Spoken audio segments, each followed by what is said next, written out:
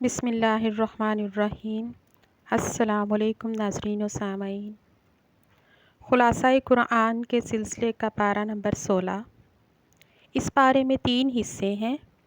Number 1 سورہ کہف کا بقیہ حصہ، نمبر 2 سورہ مریم مکمل، نمبر 3 سورہ طٰہٰ مکمل۔ نمبر 1 سورہ کہف کے بقیہ حصے میں 2 باتیں ہیں۔ حضرت موسیٰ اور خضر علیہ السلام کا قصہ جو 15ویں پارے کے آخر میں شروع ہو کر 16ویں پارے کے شروع میں ختم ہو رہا ہے۔ نمبر 2 ذوالقرنین کا حصہ۔ نمبر 1 حضرت موسیٰ اور خضر علیہم السلام کا قصہ۔ حضرت موسیٰ علیہ السلام کو تعالیٰ کی طرف سے یہ اطلاع ہوئی کہ سمندر کے کنارے ایک ایسے صاحب رہتے ہیں جن کے پاس ایسا علم ہے جو آپ کے پاس نہیں، تو آپ ان کی تلاش میں چل پڑے۔ چلتے چلتے آپ سمندر کے کنارے پہنچ گئے۔ یہاں آپ کی ملاقات حضرت خضر علیہ السلام سے ہوئی۔ آپ نے ان سے ساتھ رہنے کی اجازت مانگی، مگر انہوں نے اس شرط کے ساتھ اجازت دی کہ آپ کوئی سوال نہیں کریں گے۔ پھر 3 عجیب واقعات پیش آئے۔ پہلے واقعے میں حضرت خضر علیہ السلام نے اس کشتی کے تختے کو توڑ ڈالا جس کے مالکان نے انہیں کرایہ لیے بغیر بٹھا لیا تھا۔ دوسرے واقعے میں ایک معصوم بچے کو قتل کر دیا۔ تیسرے واقعے میں ایک ایسے گاؤں میں گرتی ہوئی پوسیدہ دیوار کی تعمیر شروع کر دی جس گاؤں والوں نے انہیں کھانا تک کھلانے سے انکار کر دیا تھا۔ حضرت موسیٰ علیہ السلام تینوں مواقع پر خاموش نہ رہ سکے اور پوچھ بیٹھے کہ آپ نے ایسا کیوں کیا۔ تیسرے سوال کے بعد حضرت خضر علیہ السلام نے جدائی کا اعلان کر دیا کہ اب آپ میرے ساتھ نہیں چل سکتے۔ البتہ تینوں واقعات کی اصل حقیقت انہوں نے آپ کے سامنے بیان کر دی۔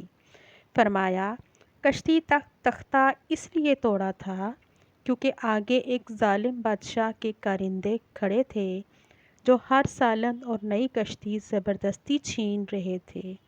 جب میں نے اسے عیب دار کر دیا تو یہ اس ظالم کے قبضے میں جانے سے بچ گئی۔ یوں ان غریبوں کا ذریعہ معاش محفوظ رہا۔ بچے کو اس لیے قتل کیا کیونکہ یہ بڑا ہو کر والدین کے لیے بہت بڑا فتنہ بن سکتا تھا، جس کی وجہ سے ممکن تھا کہ وہ انہیں کفر کی نجاست میں مبتلا کر دیتا۔ اس لیے اللہ نے اسے مارنے کا اور اس کے بدلے میں انہیں باکردار اور محبت اور اطاعت کرنے والی اولاد دینے کا فیصلہ فرمایا۔ گرتی ہوئی دیوار اس لیے تعمیر کی کیونکہ وہ 2 یتیم بچوں کی ملکیت تھی۔ ان کے والد اللہ کے نیک بندے تھے۔ دیوار کے نیچے خزانہ پوشیدہ تھا۔ اگر وہ دیوار گر جاتی تو لوگ خزانہ لوٹ لیتے اور نیک ماں باپ کے یہ 2 یتیم بچے اس سے محروم ہو جاتے۔ ہم نے اس دیوار کو تعمیر کر دیا تاکہ جوان ہونے کے بعد وہ اس خزانے کو نکال کر اپنے کام میں لا سکیں۔ نمبر 2 ذوالقرنین کا قصہ۔ یہ بڑا زبردست وسائل والا بادشاہ تھا۔ اس کا گزر ایک قوم پر ہوا جو ایک دوسری وحشی قوم کے ظلم کا نشانہ بنی ہوئی تھی، جسے قرآن نے یاجوج اور ماجوج کا نام دیا۔ ذوالقرنین نے یاجوج اور ماجوج پر دیوار چن دی۔ اب وہ قرب قیامت میں ہی ظاہر ہوں گے۔ نمبر 2 سورہ مریم میں تقریباً 11 انبیاء علیہ السلام کا ذکر ہے۔ 3 انبیاء کرام کا ذکر قدر تفصیلی ہے۔ نمبر 1 حضرت یحییٰ علیہ السلام کی ولادت۔ اللہ تعالیٰ نے زکریا علیہ السلام اور ان کی اہلیہ کو بڑھاپے میں بیٹا عطا فرمایا جسے نبوت سے بھی سرفراز فرمایا۔ نمبر 2 حضرت عیسیٰ علیہ السلام کی ولادت۔ اللہ تعالیٰ نے حضرت عیسیٰ علیہ السلام کو بغیر باپ کے پیدا فرمایا اور انہیں بچپن میں ہی گویائی عطا فرمائی۔ نمبر 3 حضرت ابراہیم علیہ السلام کی اپنے والد کو دعوت کہ شرک نہ کریں۔ اللہ نے مجھے علم دیا ہے، میری بات مان لیں، شیطان کی بات نہ مانیں، وہ اللہ کا نافرمان ہے اور اس کی مانیں گے تو اللہ کا عذاب آئے گا۔ باقی 8 انبیاء کرام علیہ السلام کا یا تو بہت مختصر ذکر ہے یا صرف نام آیا ہے۔ نمبر 4 حضرت موسیٰ علیہ السلام۔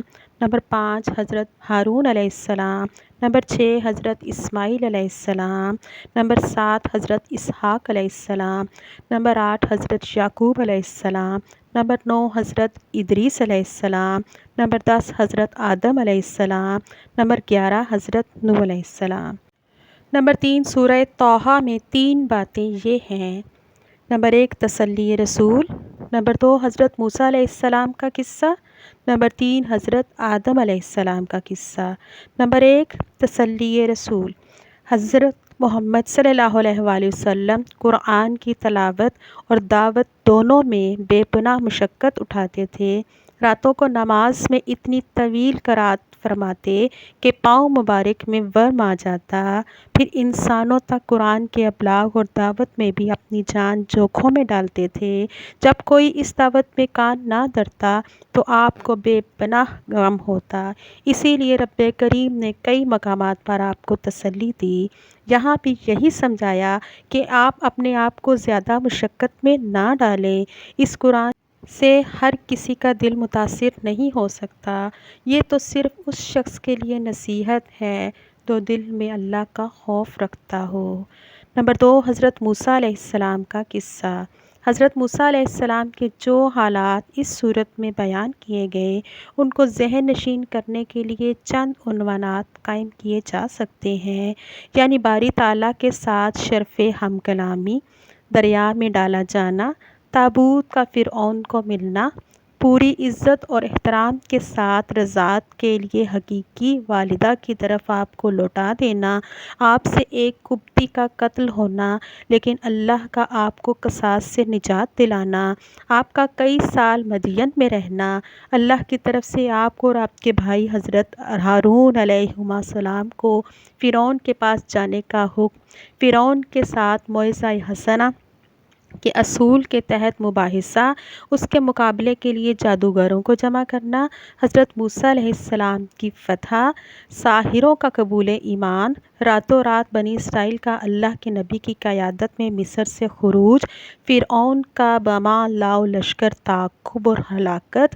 اللہ کی نعمتوں کے مقابلے میں بنی اسرائیل کا ناشکرا پن، سامری کا بچڑا بنانا، اسرائیلیوں کی ضلالت، تورات لے کر حضرت موسیٰ علیہ السلام کی طور سے واپسی اور اپنے بھائی پر غصے کا اظہار، حضرت ہارون علیہ السلام کا وضاحت کرنا وغیرہ وغیرہ۔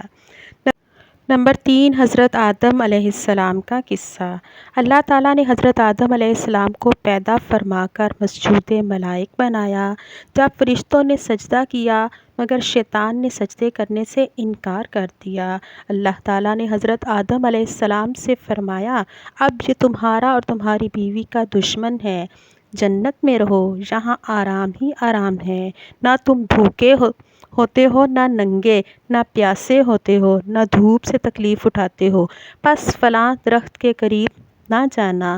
مگر شیطان نے وسوسہ پیدا کیا، حضرت آدم و حوا علیہ السلام نے شجر ممنوعہ میں سے کچھ کھا لیا، اللہ نے انہیں جنت میں سے نکال دیا اور انہوں نے اللہ تعالیٰ سے معافی مانگی، اللہ نے انہیں معاف فرما دیا۔